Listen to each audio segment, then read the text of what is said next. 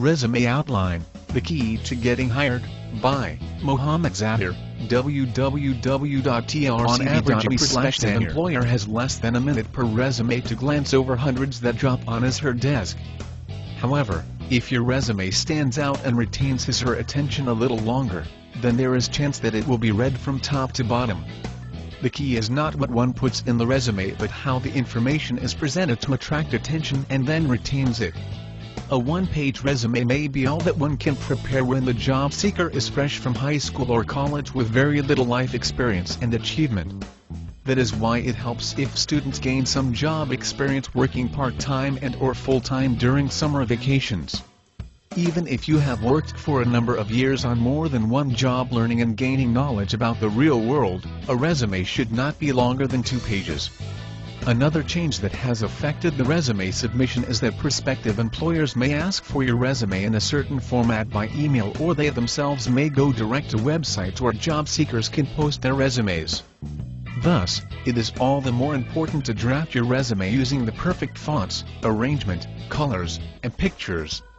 Your resume must stand out among the numerous floating out there on the internet. You may tailor your resume depending upon the type of job you are applying, or you can prepare a generic one that provides information any prospective employer would want to have about you. The following are the steps that can help you inserting the contents and their chronology. Your article could be in this broadcast. Visit trcb.com to find out how. What to include. Personal information. Name, home address, phone number, home and cell, email address, gender, and nationality. If appropriate, insert 1x1-inch picture on the right-hand corner. Do not offer any additional personal information unless it is relevant or required, such as date of birth, marital status, ethnicity, religious preference, etc. Never give your social security number or any information about your bank account. Check with your state if you are required to leave out your gender, date of birth, and educational dates. Academic background. First, enter the year beginning from the most recent degrees, diplomas earned, area of specialization, and then the institutions attended. Briefly list any articles written and published, special projects, and dissertation work. Work experience. Again, start with the years, avoid months, listing your most recent experience first.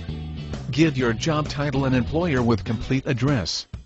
Briefly mention what you actually did and achieved in those jobs. Other interests and responsibilities, such as travel, especially overseas, voluntary work, hobbies, and activities where you had interaction and leadership responsibilities. Mention membership and participation in civic organizations, and if you were involved in sports and were captain of a team. Special skills, honors, and awards. Mention the languages that you can read, write, and speak. List ability in computing, web hosting, any professional licenses, communication skills, and experience working with diverse colleagues and community. Career objectives. A prospective employer would like to know why you are looking for a job or a career change. If you are moving, you could mention that you want to relocate for family, climate, or for some other reason. A desire to change career may be because you have acquired new skills, education, or that you want to work for a company which is innovative and future-oriented. Briefly state what in particular you can contribute. References. Some people prefer to provide references on request. However, to save prospective employers time, it is recommended that you do list 2 to 3 references after obtaining their consent. One of your references should be from one of the educational institutions that you attended, and one from your present or past employers. Provide their name, title, address, and phone number. Prospective employers understand that your listed references would give positive feedback about you, and, therefore, they will call other people and places to verify your credentials and performance.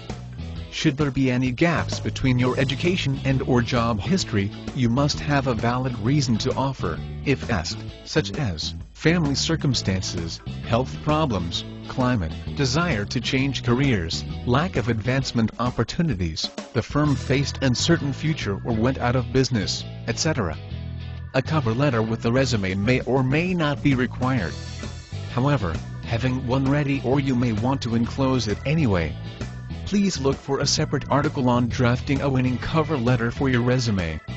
Visit trcb.com for more great articles like this now. Music by Kevin MacLeod.